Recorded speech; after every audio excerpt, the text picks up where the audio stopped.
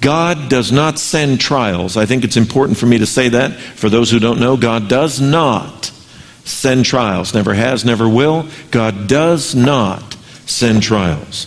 Because the word means an evil experiment, and God does not send evil. Only good and perfect gifts come down from the Father of lights, in whom there is no variableness. He never changes, and there's no shadow of turning. That's what the Bible says.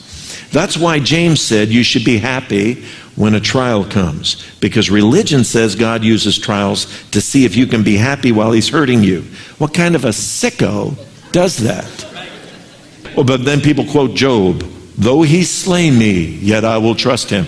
Remember two things about Job. One is he was depressed. Never listen to a man who's depressed teaching you doctrine. And the second thing is, he said, I feared a fear and it came upon me. I said a curse without a cause doesn't come. His had a cause. He feared a fear and he said, it came upon me. So he's not really in a position to reflect too much on the nature of God while he's in the middle of a trial he brought on himself. But remember also about Job, that Job needed someone to tell him the truth. And when God finally got the truth through to him, God refuted Job's doctrine that he came up with during depression. If your trial has no reason to visit, then it cannot stay. It just can't. We consider it a joyful opportunity when trials come because we know that it's just a matter of time. The trial will fly away. And in the process, we receive something really powerful. He says, my brethren, count it all joy when you fall into various trials, knowing that the testing of your faith produces a supernatural force called patience. Now, why do you need patience if the trial is not real? Let me answer that question for you. Because you just need to hang in long enough with what you believe for that trial to go away. So God gives you a supernatural force called patience.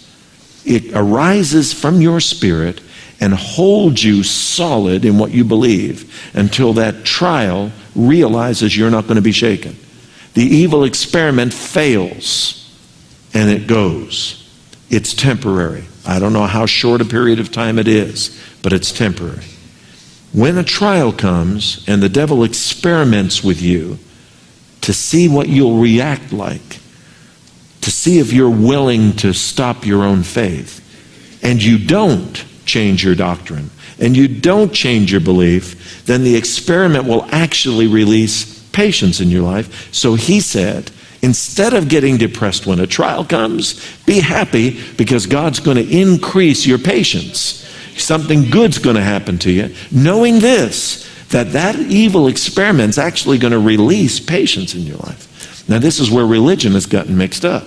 They thought it was God trying to get patience released in you by pressing on you with trials and tribulations. A trial is an evil experiment from the devil. This is why it's also called in the Bible a test. It's an exam. He wants to see what you'll do. And it's the testing of your faith. He's testing your faith. He wants to know, what do you really believe?